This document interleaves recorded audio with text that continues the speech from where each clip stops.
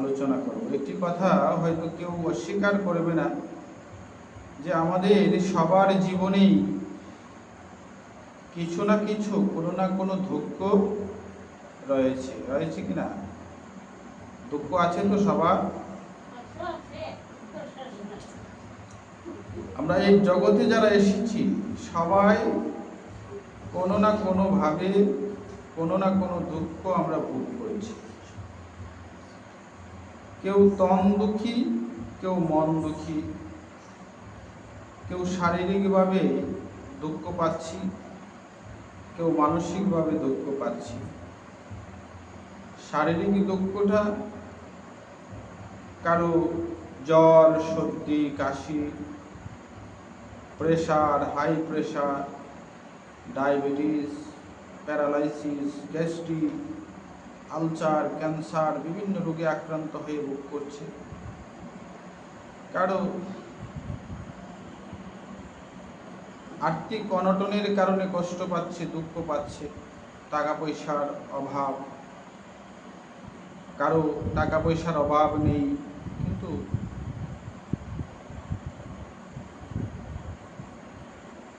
মনে শান্তি নেই। কারো খাবারের কোনো অভাব নেই কিন্তু সে খেতে পারছে না। কারো পেটে খিদে আছে কিন্তু তার খাবারের সুব্যবস্থা নেই।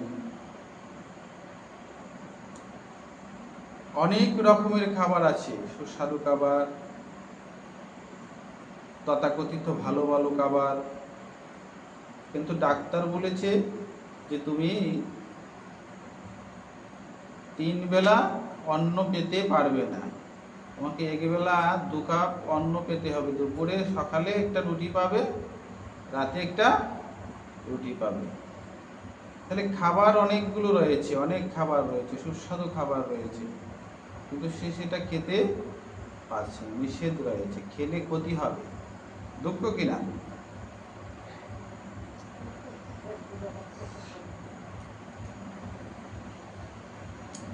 তো অনেক রকমের দুঃখ আছে। কারো জন্মের পর থেকেই অভাব, অর্থ কষ্ট যাচ্ছে না। কারো মেয়ে উপযুক্ত হয়ে আছে, অর্থের অভাবে তাকে সঠিকভাবে সুপাত্রে পাত্রস্থ করতে পারছে না।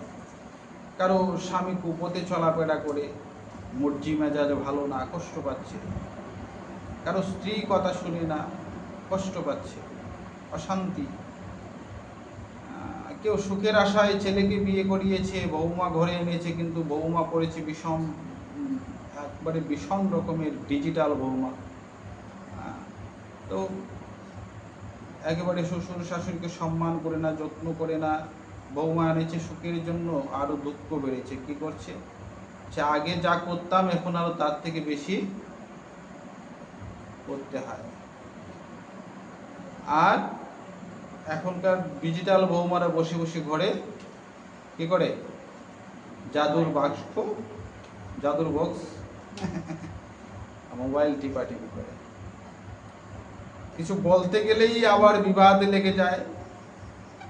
কোনো কোনো সময় ছেলেকে উল্টো পাল্টো বুঝিয়ে দেয়, তোমার মা এটা করেছে, সেটা করেছে। আরো ঘরের মধ্যে বিভিন্ন রকমের ঝামেলা সৃষ্টি হয়। কেউ মেয়েকে বিয়ে দিয়েছে সুখের জন্য, কিন্তু তার বরটা ভালো নয়, সে বিপদগামী, তার চলাফেরা ভালো নয়, মর্জি মেজাজ ভালো নয়, ভীষণ রকমের দুঃখ। আর কারো কারো কোনো কোনো বৌমারা আবার শাশুড়ি ভালো পায় না, ননদি ভালো পায় না, তাদেরও কষ্ট, দুঃখ। কারো করে 2 বৌমা রয়েছে, 3 বৌমা রয়েছে, এক বৌমা আরেক বৌমাকে সহ্য করতে পারে না। একজন কাজ একটু কম করে, আরেকজন বেশি করে। সে আজকে থালা বাসন ধুয়েছে, আরেকজন কি ঘর মুছেছে, আরেকজন রান্না বান্না করবে কেন, আমি তো কালকে করেছি। বিভিন্ন রকমের ঝামেলা রয়েছে, দুঃখ রয়েছে। এ নিয়েও ভীষণ রকমের দুঃখ আমাদের। অনেকের কি হয়েছে, অনেকে অকালে পুত্র হারাচ্ছে, কেউ স্বামী হারাচ্ছে, কেউ স্ত্রী হারাচ্ছে, কেউ মাতা হারাচ্ছে, পিতা হারাচ্ছে, বিভিন্ন রকমের দুঃখ। কেউ কারো টাকা মেরে দিচ্ছে, কেউ কারো জমি দখল করে নিচ্ছে, কেউ নিজের শক্তি দেখাতে গিয়ে অন্যায়ভাবে কাউকে আঘাত অত্যাচার করছে, কেউ ভাই হয়ে ভাইকে ঠকাচ্ছে, আত্মীয় অন্য আত্মীয়কে ঠকাচ্ছে, স্ত্রী স্বামীকে ধোঁকা দিচ্ছে, স্বামী স্ত্রীকে ধোঁকা দিচ্ছে, সন্তান মা বাবাকে সেবা করছে না, কষ্ট দিচ্ছে। এরকম অনেক রকমের দুঃখ রয়েছে এই জগতে। যারাই আছে সবাই কোনো না কোনোভাবে দুঃখী। কেউ এখানে কেউ প্রকৃত সুখী এখানে নেই, সম্পূর্ণ সুখী কেউ এখানে নেই। কেন? গীতায় ৮ম অধ্যায়ে 15 নং শ্লোকে ভগবান বলে দিয়েছেন যে অর্জুন, এই সংসারটা একটা দুঃখের আলয়। যদিও আমি এই সংসার তৈরি করেছি, সৃজন করেছি, হ্যাঁ, তারপরেও আমি কেমন সৃজন করেছি জানো? এই সংসারটা হলো দুঃখের আলয়। কেমন? আপনারা জেলখানা অনেকেই দেখেছেন, অনেকেই দেখেননি। শুনেছি আমরা যে জেলখানায় কয়েদিদেরকে সাজা দেওয়া হয়, তাই না? এই জাগতিক জেলখানায় যারা অপরাধী, আইনের চোখে তাদেরকে বিভিন্ন রকমের সাজা দেওয়া হয়। কারো 5 বছর, কারো 10 বছর, কারো 14 বছর, কারো যাবজ্জীবন, হ্যাঁ, কারো আবার আমরণ সাজা, কাউকে বিভিন্ন রকমের, কাউকে সশ্রম কারাদণ্ড, কাউকে বিনাশ্রম কারাদণ্ড, হ্যাঁ, বিভিন্ন রকমের সাজা সেখানে দেওয়া হয় না? জেলখানায় সেই সাজাটা বুক করানো হয়। এ তো জাগতিক জেলখানা, এই জগৎটা হলো আধ্যাত্মিক জেলখানা।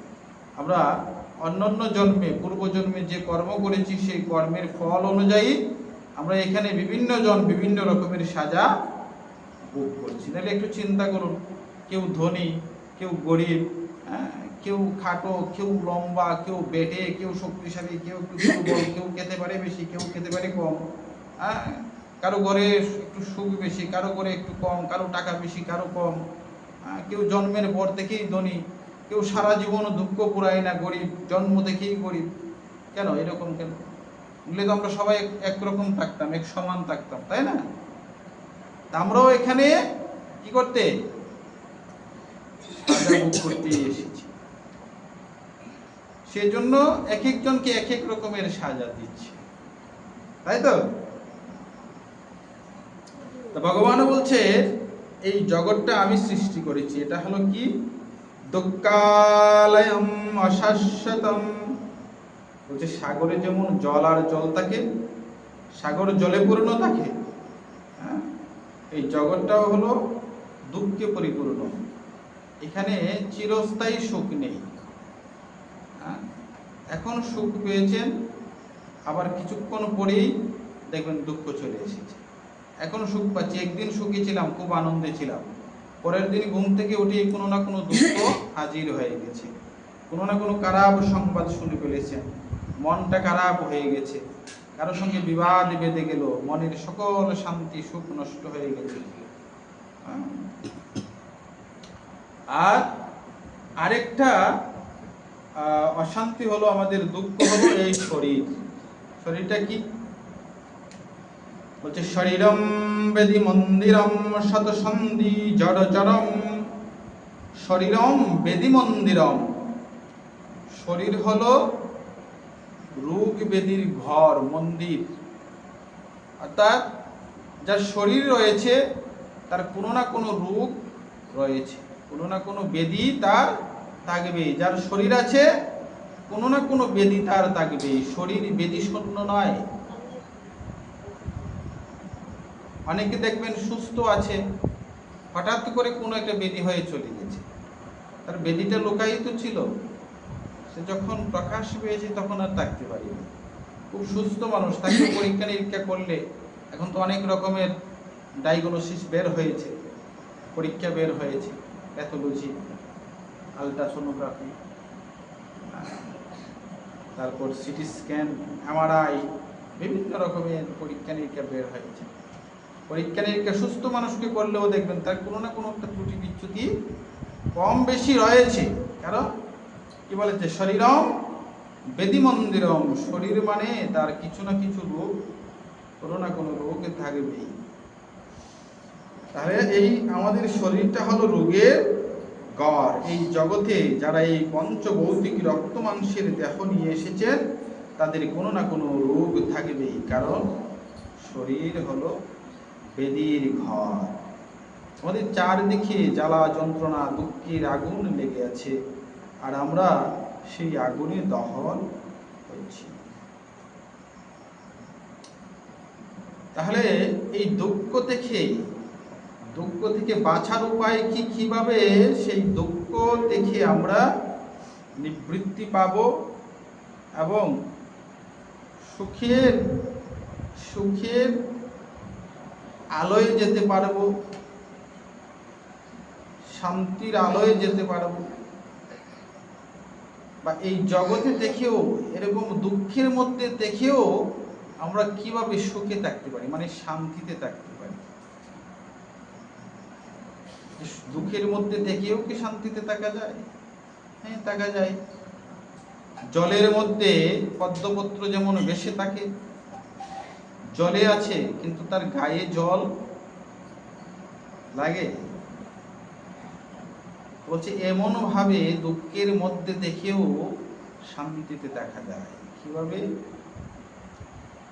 শ্রী বিশ্বনাথ চক্রবর্তী ঠাকুর বলেছেন গুরুবাষ্টকমে, সংসার দাবানল লীরলোক ত্রণায় কারণ্য ঘনা ঘনত্বম প্রাপ্তস্য কল্যাণ গুণার্ণবস্য বন্দে গুরু শ্রী চরণারবিন্দম। বলছে যে সংসারটা দাবানলের মতো। দাবানল হলো কি?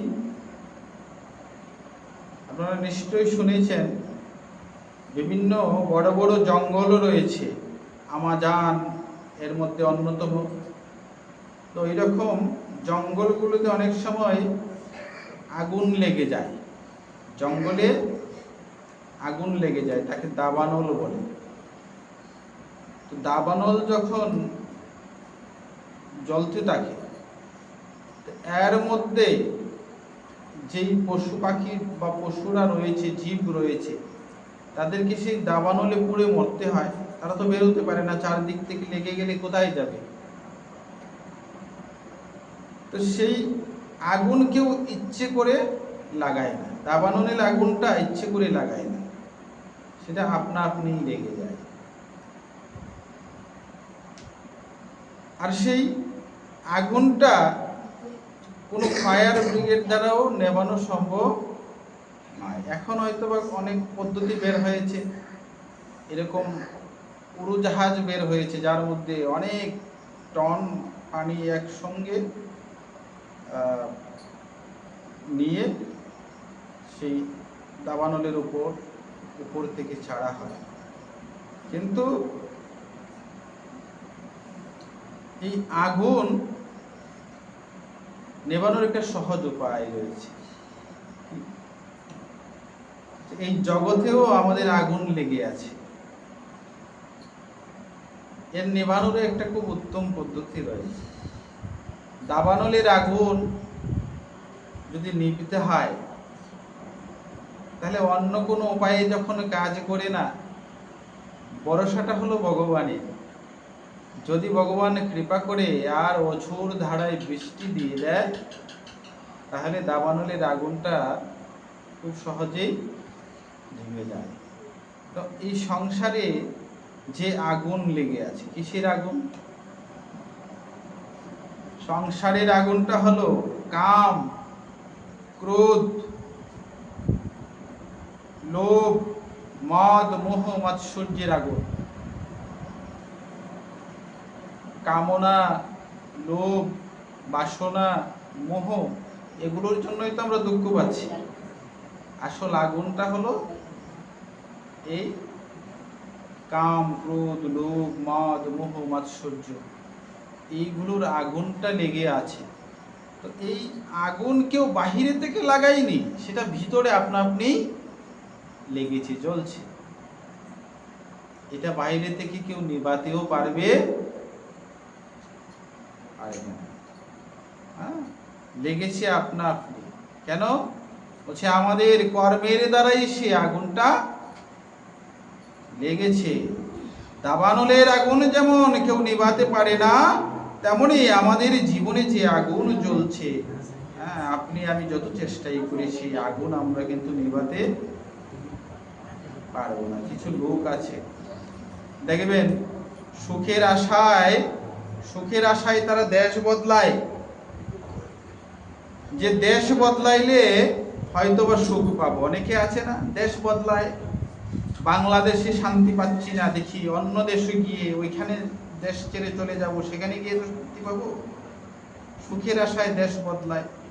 কেউ লন্ডনে আছে, আমেরিকায় চলে যাবে, সেখানে ভালো উপার্জন হচ্ছে না, সুখ পাচ্ছি না, আমেরিকায় চলে যায়, যারা যেতে পারে আর কি। কেউ বাংলা ছেড়ে ভারত চলে যায় না। অনেক আমাদের সনাতনী সমাজের অনেক আছে যারা অনেক পূর্ব দেখি, তারা পূর্বে অনেকেই দেশ ছেড়ে চলে গেছে শান্তির আশায়, সুখের আশায়। তো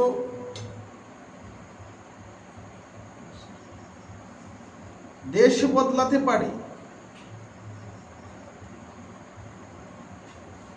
কিন্তু দুঃখ সমস্ত জগতেই আছে। এমন নয় যে বাংলাদেশে দুঃখ পাচ্ছি, অন্য দেশে চলে গেলে সেখানে হয়তো বা সুখ পাবো না। দুঃখ সমস্ত জগতেই রয়েছে।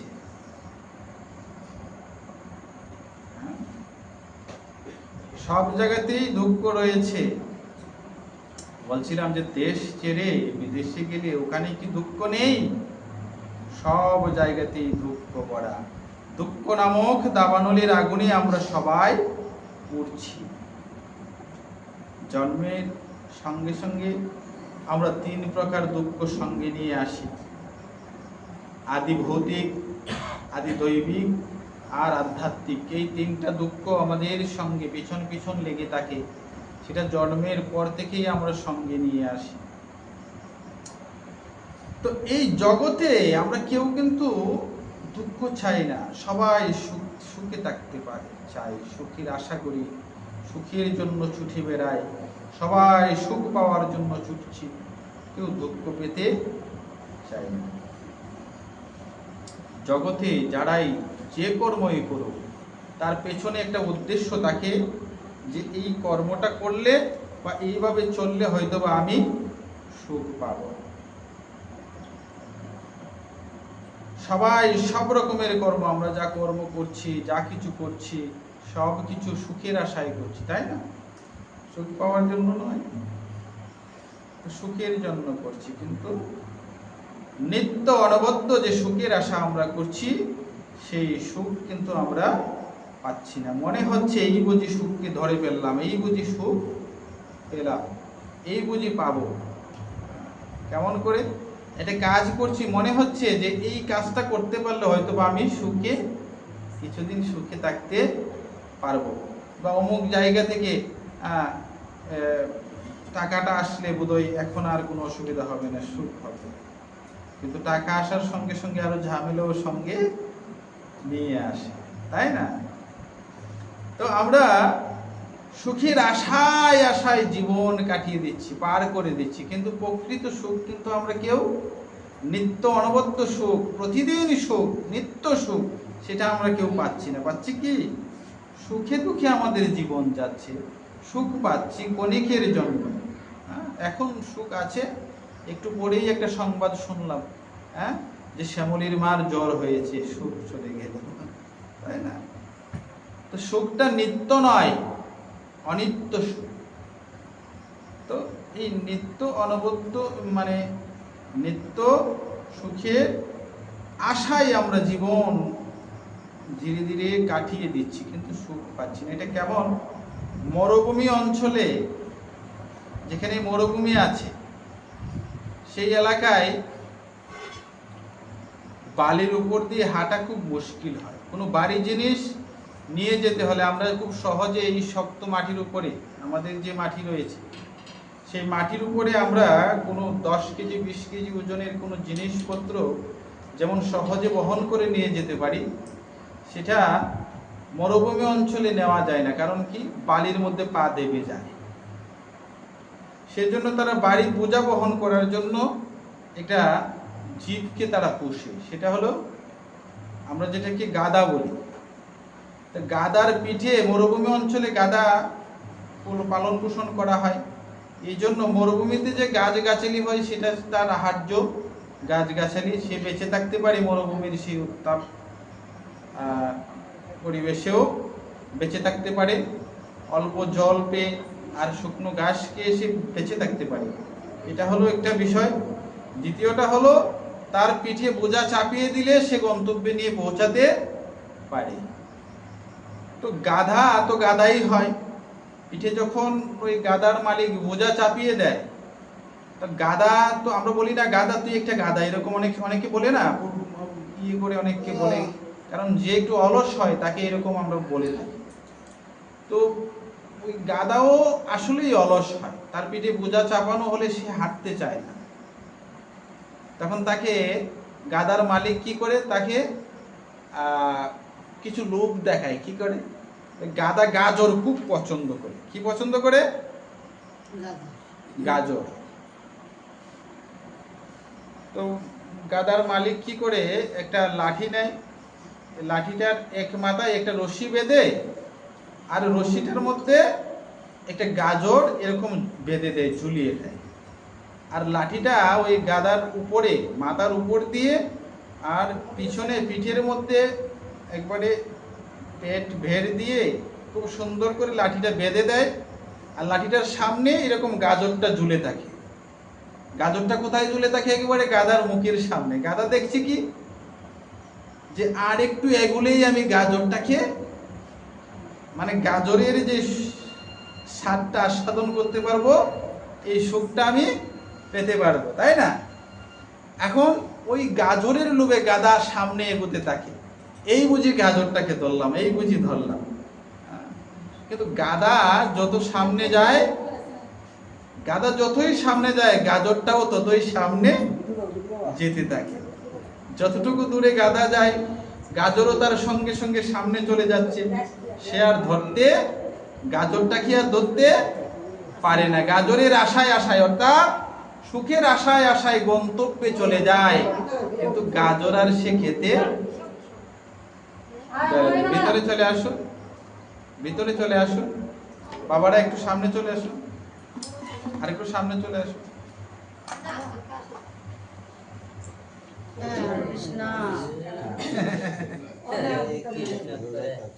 ঠিক আছে, হরি বল, হরি বল। না বেশ সময় দিয়ে গেছে গো, আর কত দিলে তো একটু বেশি ভালো হইলো। আর একটু ভালো হইলো।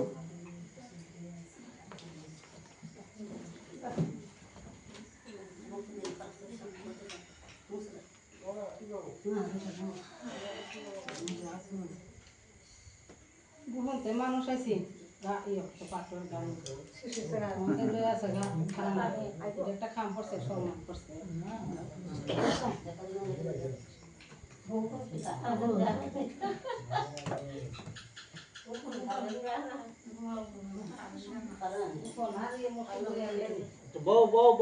তাহলে বলছিলাম কি, যে গাধা কি করে সে গন্তব্যে পৌঁছে যায়, যে আমি গাজরটা খেতে পারি কিনা, গাজর খাওয়ার যে সুখ, যে স্বাদ